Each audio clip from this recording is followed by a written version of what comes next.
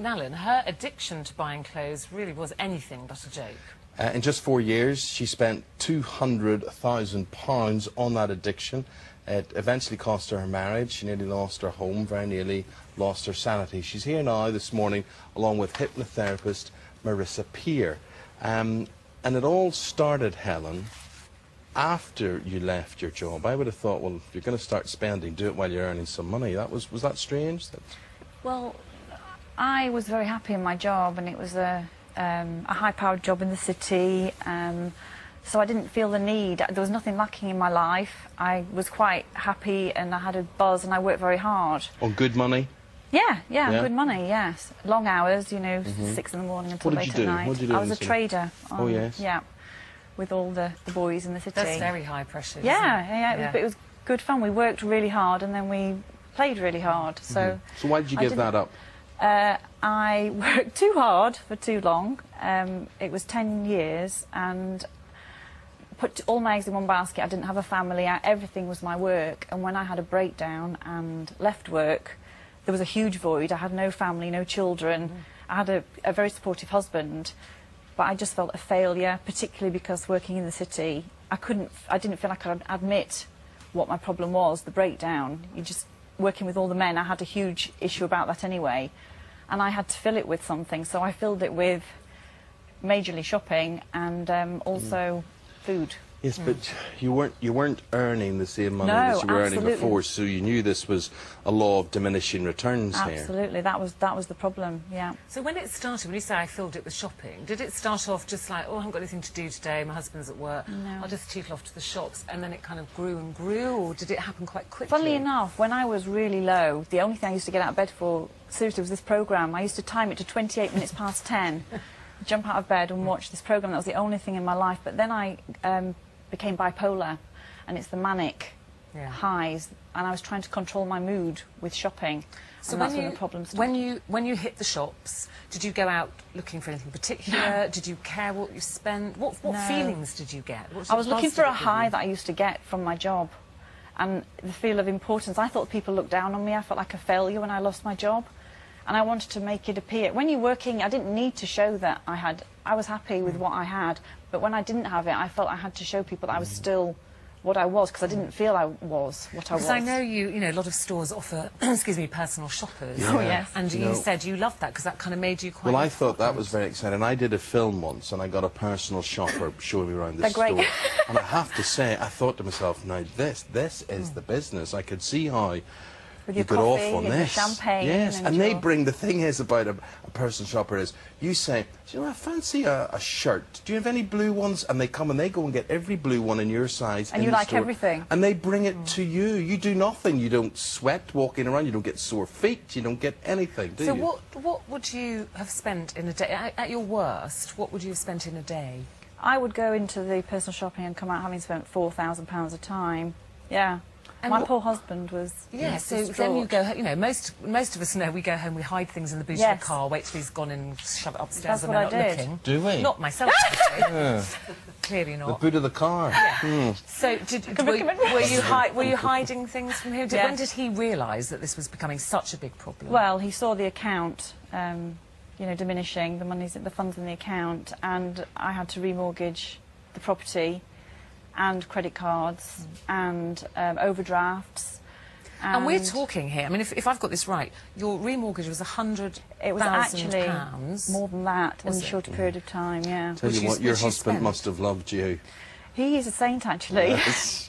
Yeah, he did. Now, at what stage did Marisa come in all this? When did you arrive on the scene, Marisa? Helen's doctor sent me to her. When she came to me, I mean, poor Helen, she was suicidal. But you don't go to the doctor and say, Doctor, I've got this terrible trouble, I spent money all the time.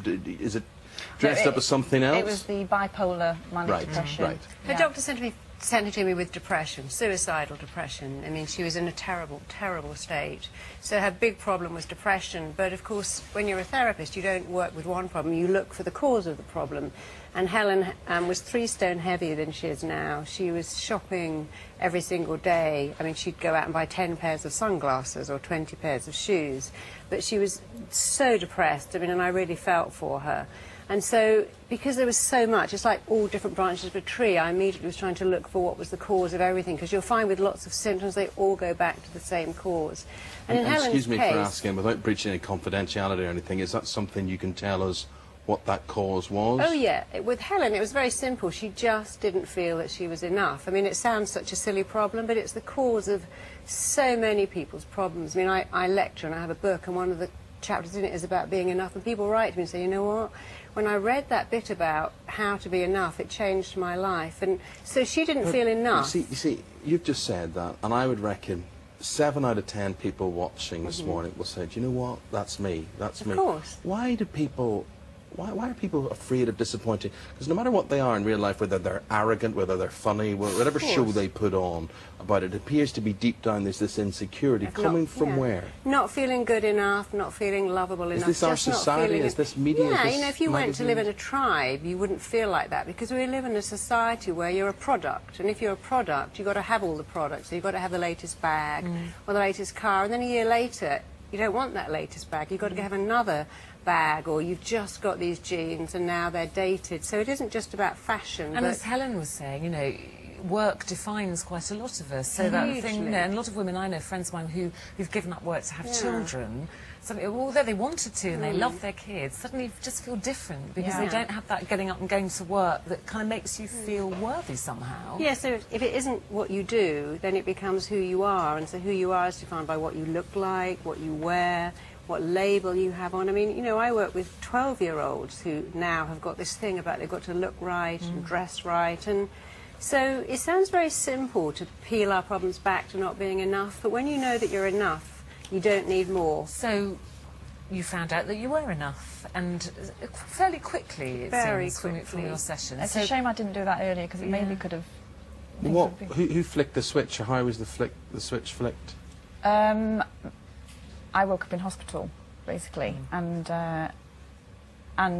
when I finally realised that my marriage was nearly over and I was sent to Marisa, it kind of snowballed. I didn't realise I was going through the process of being cured, because I actually didn't realise I was ill. It took me a long time to realise I was ill. I was in denial, and my husband was saying to me, you've got to stop spending, and I thought he was picking on me. So what's life now? Is that like being on a constant diet? I know you did lose weight as well, but I mean, to go out into a shop and see a handbag, sunglasses, a dress, anything. Looking back, I feel very lucky to have come through this, because I do feel whatever normal is these days, and I didn't realise how ill I was. It's taken people to tell me. I'm very grateful to my parents-in-law, my sisters-in-law, you know, my family, friends. They've all been there all the way through. And I've written a book, and you don't realise, and people have had to tell me, because I had a lot of ECT, electrical convulsive therapy treatment, which erases your short-term memory sometimes. And I myself didn't realise how bad it was, but looking back and what people have told me and writing the book, and people just feel so... I know a lot of people watching this would probably, because that's what I used to do when I was so down. I used to watch you. And you don't believe in the light at the end of the tunnel. You really, really do not. But there is. And why is there? Was it the therapy itself? The therapy was amazing. Sometimes you have to be in the right place. Therapy's great. To receive it. And Marissa's voice in itself was enough to... As soon as I walked through her doors, calmed me instantly. The therapy, I've never experienced hypnotherapy before, didn't know what to expect. So bizarrely, I couldn't open my eyes. I thought I can open my eyes, but you can't open your eyes, and Are you cured, yes. or have you to keep being... No, tap up? Only told me 4 times. No. I made her a lot of tapes, and I made her say every day when she woke up, I'm enough. I'm enough. I I made her still write say it on it. her mirror. I still say it. No, she saw me 4 times. Are you happy? And you truly believe you're enough now? I truly believe I'm enough. Obviously, my marriage has fallen apart, which I can't change, but I'm happy in myself now, and I'm moving forward. Are you still in debt? No, Well, that's good. I mean, you're a slim woman, you look well, you're not in debt, you're single. I mean, I've lost my weight, you know, I'm it's not, fit. and you don't cost too much. In the wardrobe. That's good. It's Not now. not bad. Any offers? ITV.com this morning at ITV. We'll get all this sorted out, don't worry. Thanks. Helen, absolutely amazing to hear your story. Continue to be well, and it's a fantastic work from you. Thank you very much. Well, anyone can do it. I mean, the great thing is that you don't have to take lots of drugs. If you go to a good therapist, and especially work on this thing about being enough, anyone can be helped, and very quickly too, if you go to the right person. We're going to talk to your GP, as we say, because they can refer you as Absolutely, well, don't be so afraid just to. The admit it. stigma's that's why the stigma's getting less and less. Please, yeah, the doctors are there. You go for a cold, so why wouldn't you go when you're feeling really, really depressed? Good point.